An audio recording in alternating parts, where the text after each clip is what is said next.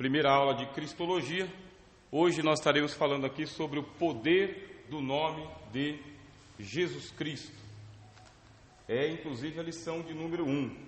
Quando você estiver lendo lá o seu livro-texto, ele vai falar sobre as fontes de informações sobre a pessoa de Jesus Cristo, a questão do nome e do título de Jesus, a natureza humana do Senhor Jesus, o porquê do nascimento virginal do Senhor Jesus, provas da humanidade do Senhor Jesus e os exercícios. Esta é a lição de número 1. Se algum dos irmãos e irmãs precisar pegar um livro, está aqui o nosso irmão Valdir, secretário, ele vai estar aqui nos auxiliando. Tenho 4 livros aqui, tá, irmão Valdir? Aqui comigo. Bem? Aí o que acontece? Eu já enviei para os irmãos 5 áudios de introdução à Cristologia. 5 áudios, antes de pegar o livro. E eu fiquei muito agradecido a Deus, porque quando eu peguei o livro e li, está na ordem exata dos áudios que eu mandei para vocês.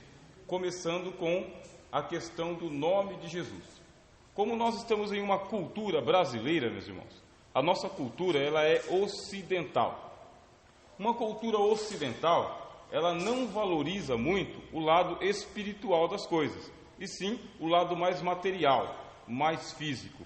Por isso, na hora que a gente vai colocar o nome numa criança, a gente coloca porque a gente acha bonito, ou para homenagear o pai, o avô, o jogador de futebol, a dançarina de funk, e assim por diante. Os cristãos evitam, né? Eles colocam mais para homenagear os apóstolos, os profetas, e assim por diante. Mas esta é uma cultura nossa, cultura ocidental, brasileira. A cultura bíblica, ela não é assim. Na cultura bíblica, que é essa que a gente está adquirindo aqui nas aulas de teologia, essa cultura bíblica, ela coloca o nome numa criança, e esse nome, ele carrega um poder espiritual, uma herança espiritual. É este o sentido. Quando vai se colocar o nome na criança, eles têm aquele cuidado de quê? Cuidado de que essa criança receba um nome com as letras corretas, com a pronúncia correta, porque está trazendo uma carga espiritual, um poder espiritual. E este é o sentido do nome de Jesus também. Para nós, o nome de Jesus, ele virou marca de refrigerante. Jesus, adesivo de carro. Jesus, até de simpatia evangélica. Não, o sangue de Jesus tem poder. Não é esse o sentido bíblico.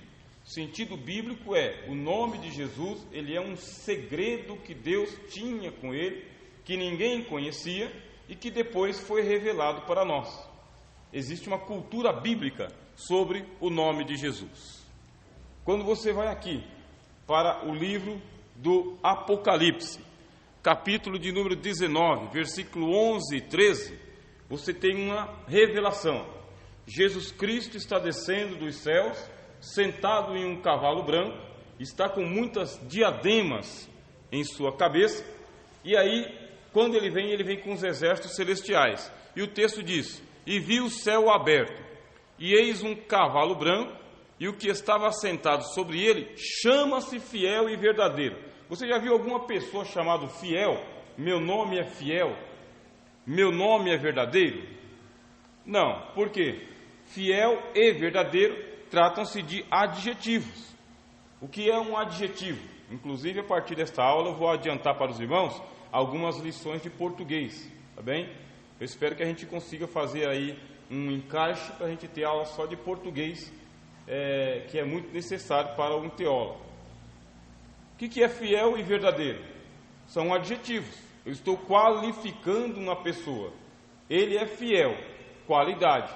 Ele é verdadeiro, qualidade. Acontece que estas qualidades, quando se refere ao nosso Senhor, é o nome dele. Você pode chamá-lo de fiel. Ah, mas eu já acostumei chamar ele de Jesus. Continue chamando de Jesus. Mas o nome dele, pelo qual se chama, vocês leram ali? Ele se chama. Vamos supor que você estivesse lá no céu. Escuta, eu quero falar com o fiel. Só tem um. Só ele. Escuta, eu estou aqui, eu quero entrar na presença do verdadeiro. Só tem um. Lá não tem confusão. Então ele é chamado fiel e verdadeiro como nome mesmo.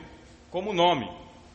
Aí, O texto continua: ele julga e peleja com justiça. Os seus olhos eram como chamas de fogo, e sobre a sua cabeça havia muitos diademas, e tinha um nome escrito, que ninguém sabia senão ele mesmo, e estava vestido de veste tingida em sangue, e o nome pelo qual se chama é a Palavra de Deus. Qual que é o nome de Jesus nos céus? Palavra de Deus. Escuta, eu quero falar com a Palavra de Deus. Aonde que ele está? Ali, ó, sentado naquele trono. Ele é a Palavra de Deus. Aí você percebe que ser chamado de Jesus é uma condição do tempo. Ele é chamado de Jesus porque ele entrou na história humana. E como ele entrou na história humana, para que fique compreensível para nós, para que a gente compreenda, então existe uma adequação. Aí hoje, se vocês quiserem aí escrever, eu vou adiantar, eu já passei isso aí nas aulas, vocês podem escrever. O que é essa adequação? Chama-se de processo de kenosis. Kenosis, irmãos, é uma doutrina da cristologia. O que é cristologia? É a única matéria bíblica que estuda só sobre a pessoa de Jesus. Isto é cristologia, só sobre a pessoa de Jesus.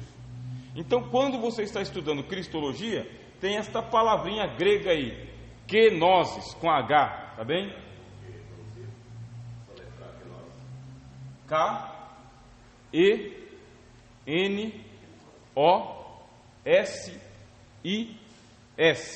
kenosis. Para não confundir com gnose. O que significa kenosis?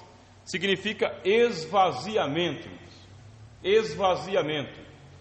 Jesus, quando ele estava na sua pré-existência, cheio de glória e cheio de verdade, que ele estava absoluto, no princípio era o Logos estava com Deus, o Logos era Deus, ele é inominável. Não existe um nome que você possa dar para Jesus, quando ele estava lá na sua pré-encarnação, na sua pré-existência, porque a existência ela começa com o nascimento. Antes do nascimento, pré-existência.